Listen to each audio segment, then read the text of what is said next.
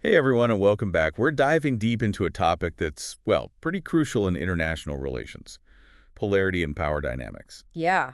And this deep dive is especially helpful if you're out there dreaming of acing the UPSC, Hmm. with international relations as your It's focus. like getting a sneak peek into one of your recommended books, but way more fun, right? Exactly. We're going to unpack realism, liberalism, balance of power, all the good stuff. Okay, so let's jump right in. Let's just do it. Realism sounds pretty straightforward, right? Like just facing reality. Well, in international relations, it's a whole system of thought. Right, a whole framework. So realism boils down to a few key ideas. Okay, lay it on us. First, states, countries are the big players on the world stage. Makes sense. Second, they're all acting in their own self-interest. So, kind of like every man for himself. In a way, yeah. And third, there's no global authority calling the shots.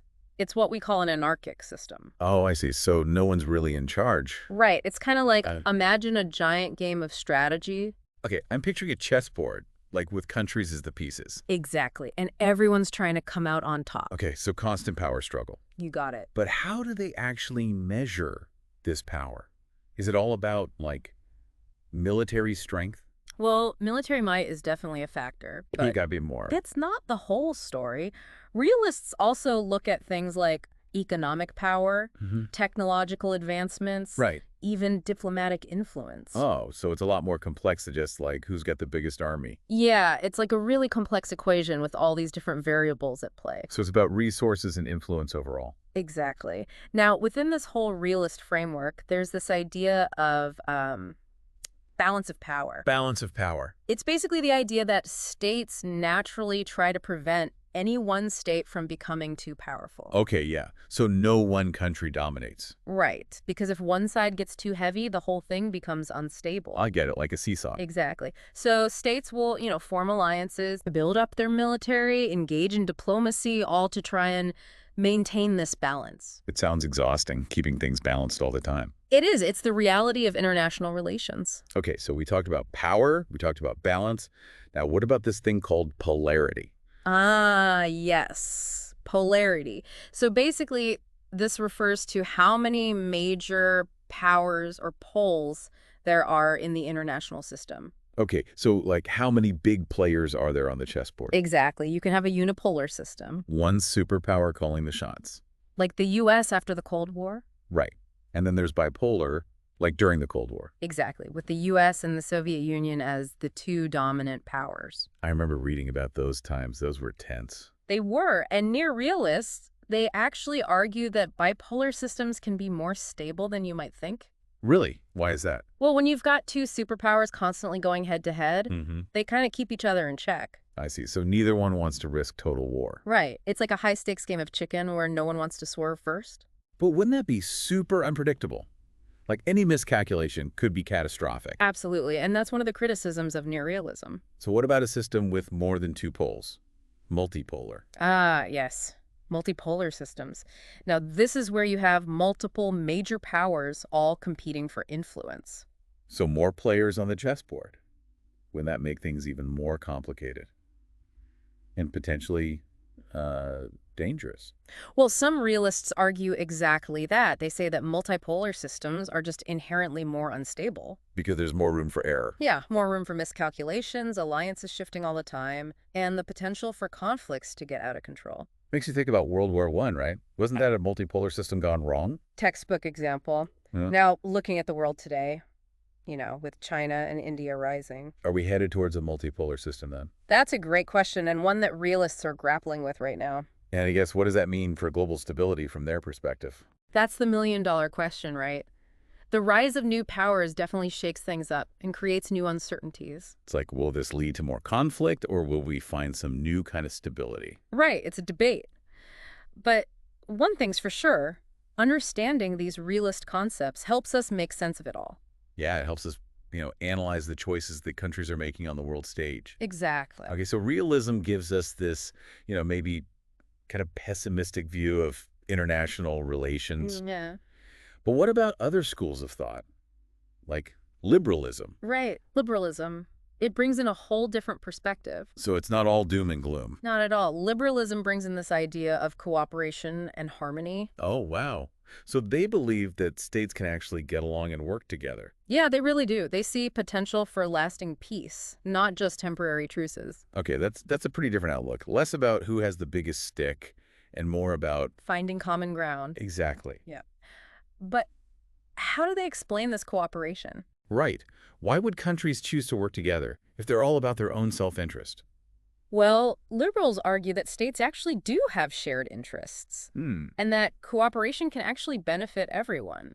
Okay, so like it's better for everyone in the long run if we all play nice. Exactly. Think about things like, trade. Uh-huh. Trade. Countries can benefit from trading with each other, even if they're rivals in other areas. Right. Or like climate change. Yeah, climate change or pandemics. Those are global problems. And liberals believe that states can come together to address them, even if it means, putting aside some individual interests. It's like that saying, we're all in this together. Exactly. Liberals also emphasize these international institutions. Like the UN. Yeah, the UN, the World Trade Organization. They see these as mechanisms for promoting cooperation and resolving disputes peacefully. So it's not just states acting alone. It's about creating this framework for working together. Right, and for accountability. But how does that square with the whole realist idea of states being self-interested? That's the big question, isn't it? It gets to the heart of the debate between these two schools of thought. So how do liberals reconcile that? They acknowledge that states are self-interested, but But they believe that self-interest can lead to cooperation? exactly. It's like Yeah. states can realize that cooperating is in their long-term interest, even if it means making some short-term sacrifices. So it's like a more enlightened self-interest. You could say that. It's definitely a different way of thinking about things. It is. So how does this liberal perspective play out in actual foreign policy? Great question. And that takes us to one of the most influential branches of liberalism, interdependence. Interdependence. It builds on this idea that when states are economically and politically interconnected, they're less likely to go to war with each other. Like that saying, if goods don't cross borders, armies will. Exactly. Interdependence liberalism says that economic ties, trade agreements, the flow of ideas and people, all of that can actually contribute to peace. So the more interconnected we become. The less likely we are to resort to conflict. Interesting. But, and this is important, interdependence isn't always a smooth ride. Oh, I'm sure. What happens when those economic ties get strained? That's when things get tricky. Or even, like, weaponized? Yeah. Yeah. Think about the recent tensions over semiconductor chips. Those things are in everything. They are phones, cars, military equipment, and a lot of the world relies on just a few manufacturers, mostly in Taiwan. So if something happened to disrupt access to those chips, It could have a huge impact on the global economy, even national security. that's a perfect example. Right. So interdependence can actually create vulnerabilities, too. So it can bring us together, but also Create new points of tension. it's fascinating how complex this all is It really is. And this is exactly why understanding these theories is so crucial. because they give us the tools to analyze what's happening. Yeah. Realism helps us understand, the whole power play aspect. And liberalism helps us see the potential for cooperation. Exactly. Okay, so we've got these two big ideas, realism and liberalism, and they both offer valuable insights. Mm. But are they mutually exclusive? Can a country be both, like a realist and a liberal at the same time?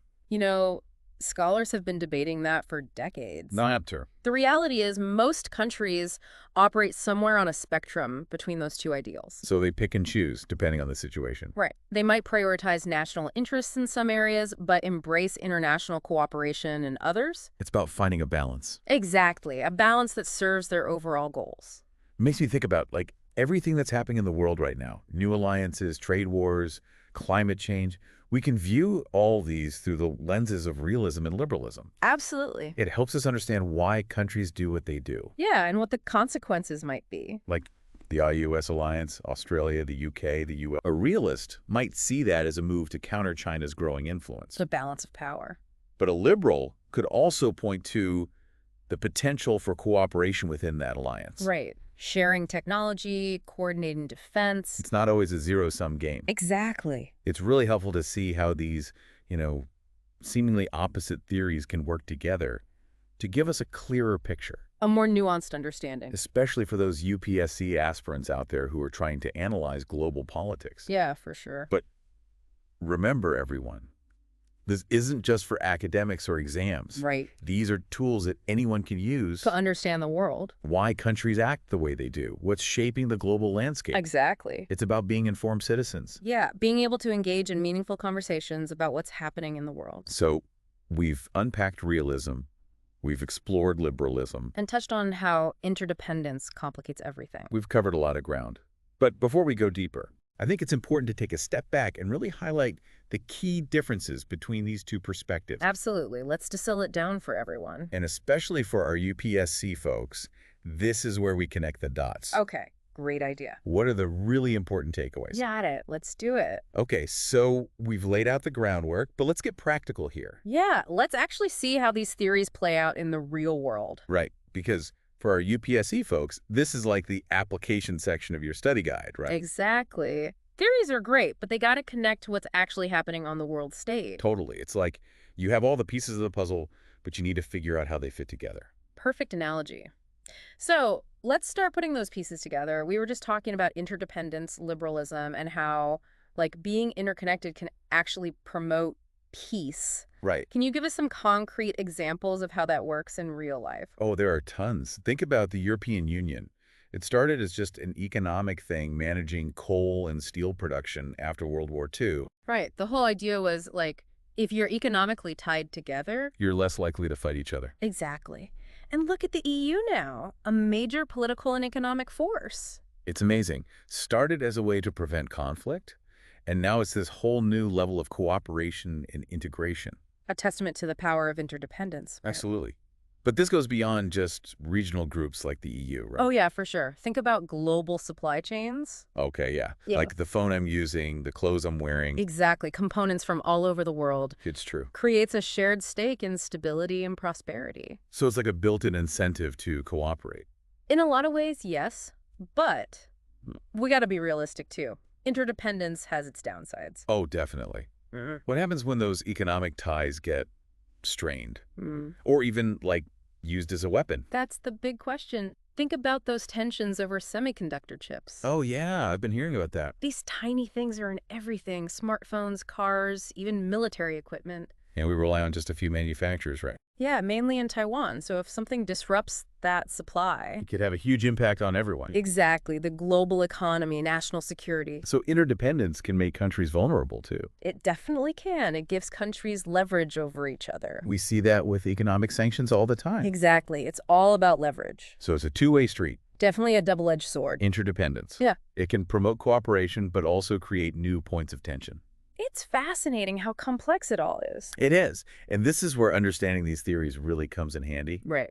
Realism helps us see the power dynamics. And liberalism shows us the potential for cooperation, even when there's competition. Okay, so we've got realism, we've got liberalism. Two big, powerful ideas. But are they, mutually exclusive? Can a country be both a realist and a liberal at the same time? That's the million-dollar question. Scholars have been going back and forth on that one for ages. So what's the answer? Honestly, most countries operate somewhere in between those two extremes. So it's not about picking one or the other. Nope. It's about finding a balance. A balance that works for them. Exactly.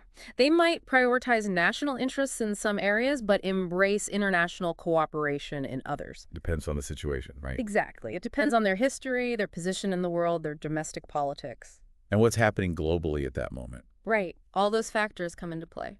This makes me think about all the stuff we're seeing in the news, New alliances forming, trade wars, climate change. Yeah. We can analyze all of that through these lenses of realism and liberalism. Totally. Helps us make sense of why countries make the choices they do. Exactly. Take that AUG-US alliance. Yeah.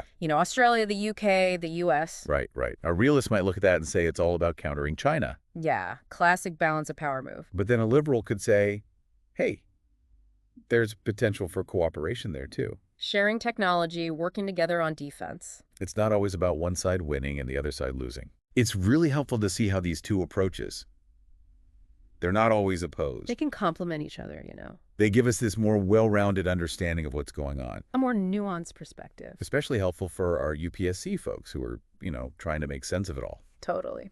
But remember, this isn't just about acing exams or being like a policy expert. Right. These are tools for everyone To understand the world to make informed decisions. and to engage in meaningful discussions about what's happening around us. Exactly.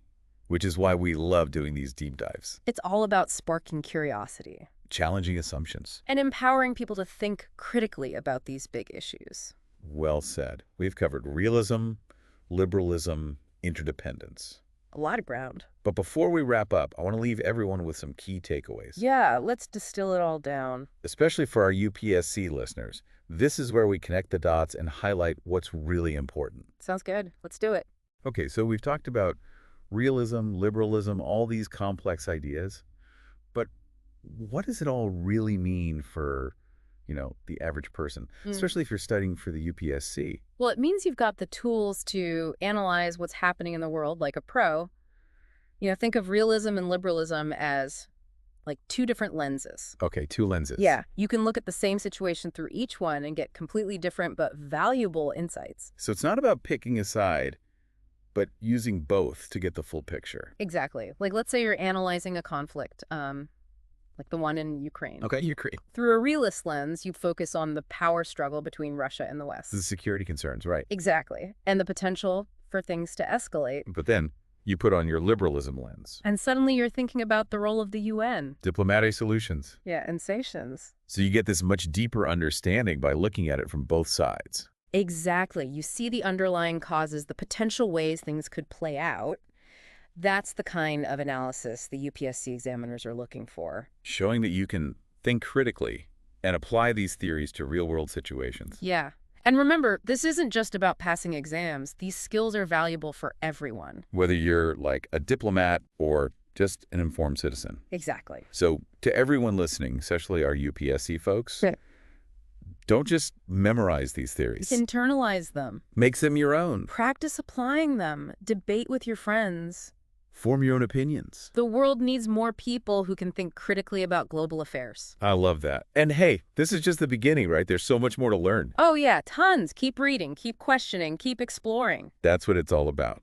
So to everyone who joined us on this deep dive, thank you. Yeah, thanks for listening. We hope you found it insightful, maybe even a little bit inspiring. We had fun. If you did, hit that subscribe button and share this with your friends. We'll be back next week with another deep dive, so stay curious.